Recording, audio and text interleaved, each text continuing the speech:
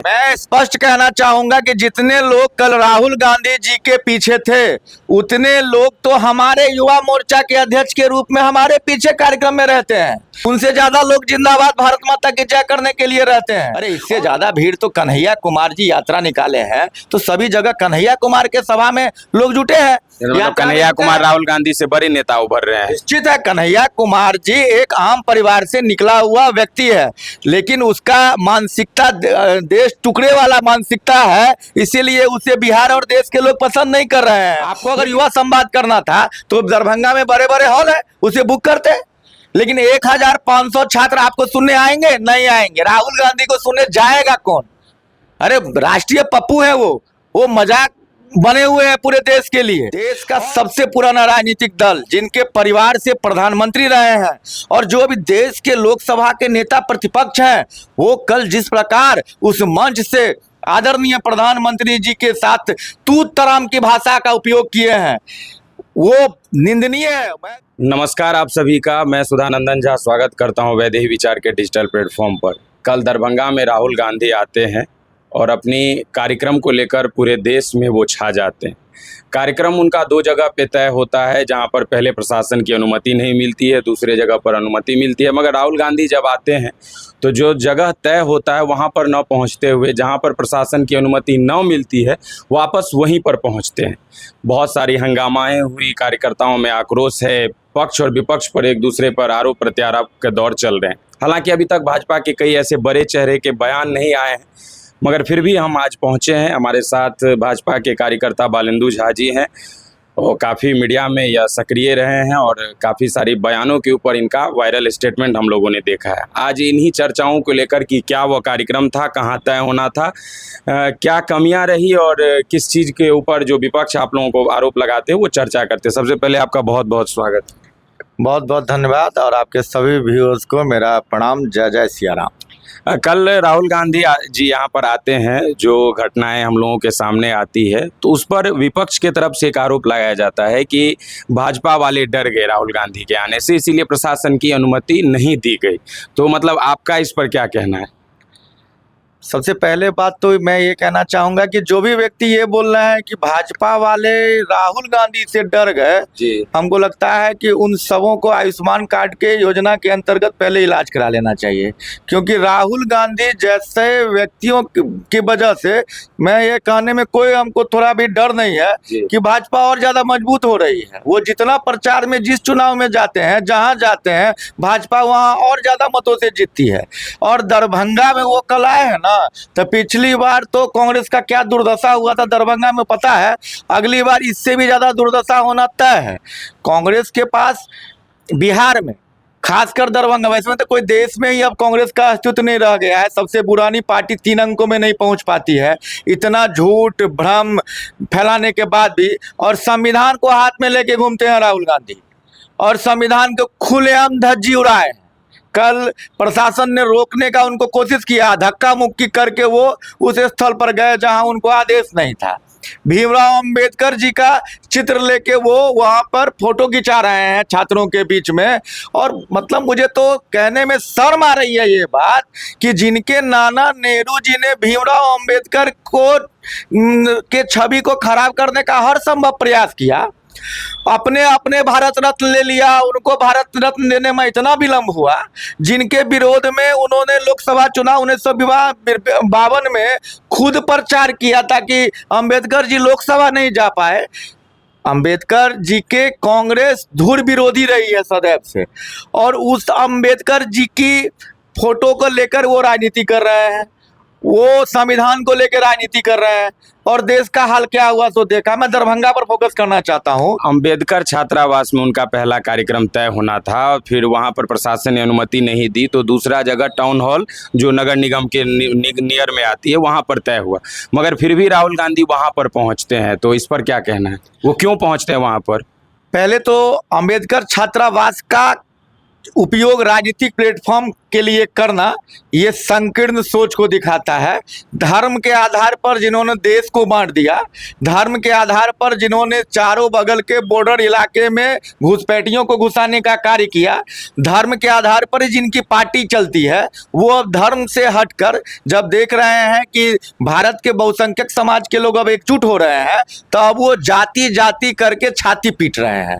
तो वो उनको तो पहले युवा संवाद, मैं भी युवा मोर्चा का 2 बार का दरभंगा का अध्यक्ष रहा हूँ, बड़े बड़े युवा संवाद कार्यक्रम मैंने किए हैं, सार्वजनिक प्लेटफॉर्म पर सभी अभी भी मौजूद हैं। अब किसी को आप इस डिजिटल दुनिया में बेवकूफ़ नहीं बना सकते हैं। 5 साल पहले का भी मेमोरी सोशल मीडिया पर आ जाता है।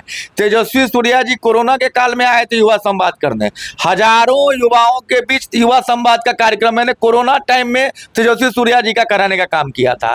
दुर्गेश सिंह जी जब हमारे प्रदेश अध्यक्ष जी थे तो जाले में हजारों युवाओं के साथ युवा संवाद कार्यक्रम किया था।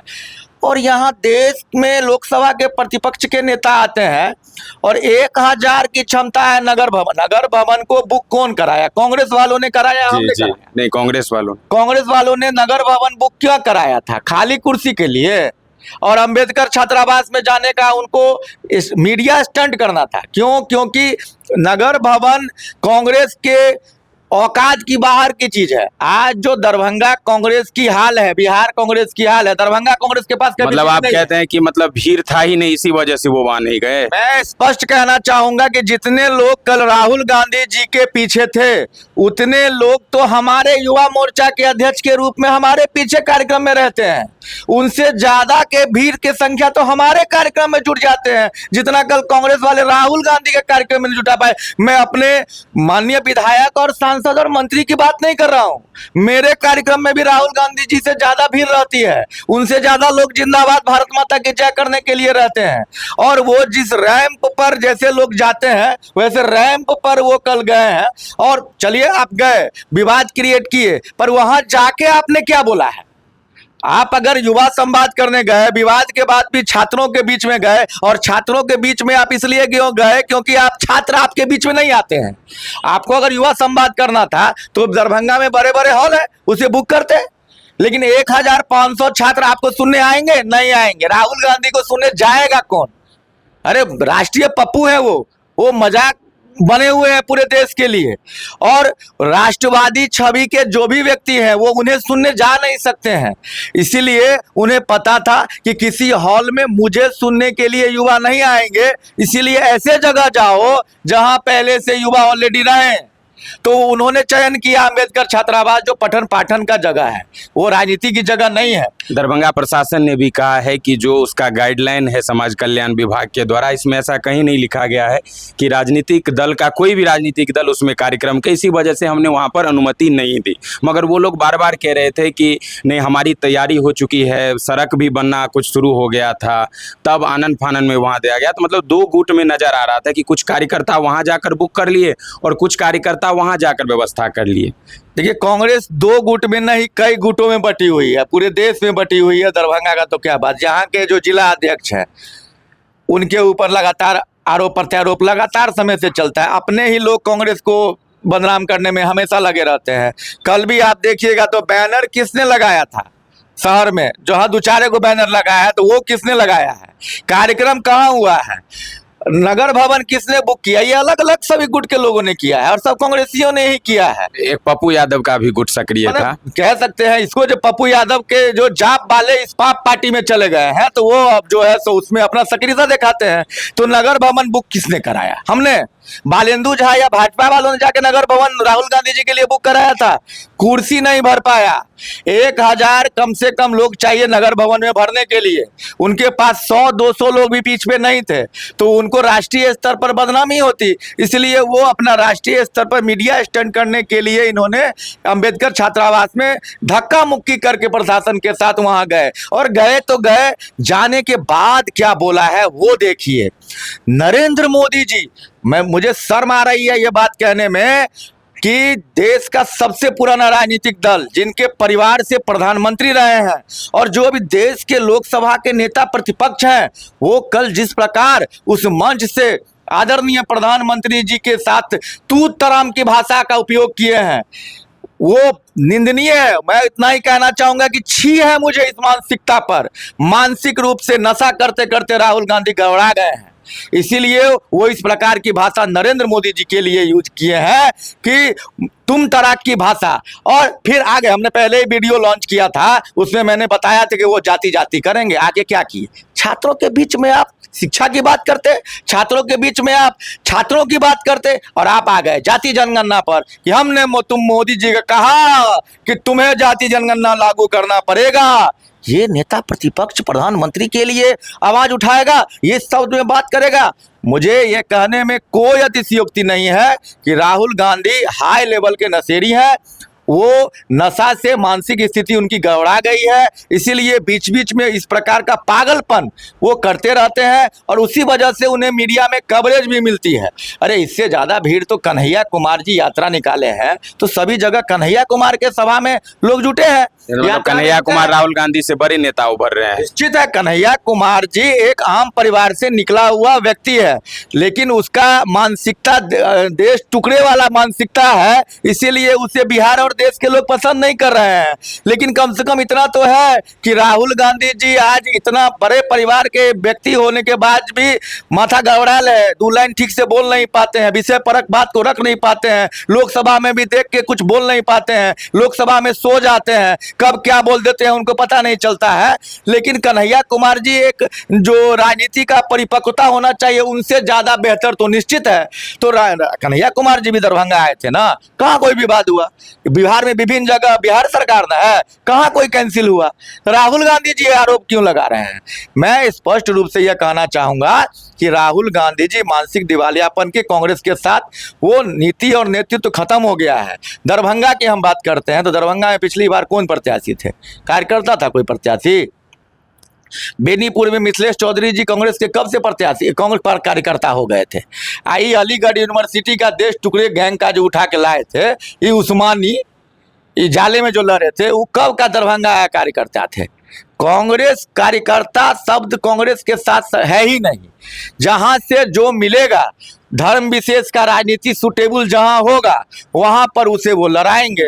और कांग्रेस के कार्यकर्ता यहां पर इसी प्रकार 100-200 लोग ने जुटाने में असक्षम है, तो इसीलिए खाली कुर्सी को भरने में असक्षम कांग्रेसी, एक बड़े हॉल को भरने में असक्षम कांग्रेसी कल राजनीतिक स्टंट और मीडिया स्टंट की वजह से इस प्रकार का कार्य किए हैं। और जिस प्रकार अंबेडकर छात्रावास में जाकर उन्होंने गैर कानूनी कार्य किया है, उसी के विरोध में उनके ऊपर एफआईआर भी हुआ है। लेकिन एफआईआर होने से क्या होगा?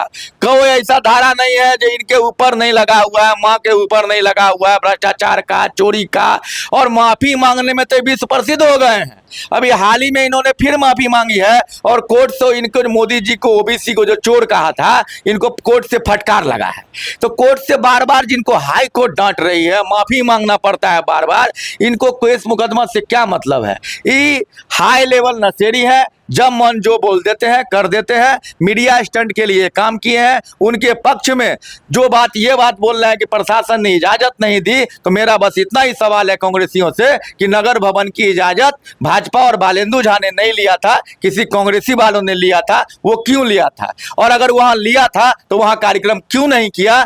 और यहां जहां आदेश नहीं था वहां वो गए क्यों? सवाल ये है, प्रश्न ये है। अब आइए और केस लड़िए, आपको सजा मिलने वाली है। यह कानून है और इसी संविधान का कानून है जिसे लेकर आप राजनीति करते हैं। चलिए, बहुत बहुत धन्यवाद। बाकी आपके विवेकपूर्ण पर यह बातें छोड़ती है, आप क्या सोचते हैं राहुल गांधी के कार्यक्रमों के ऊपर।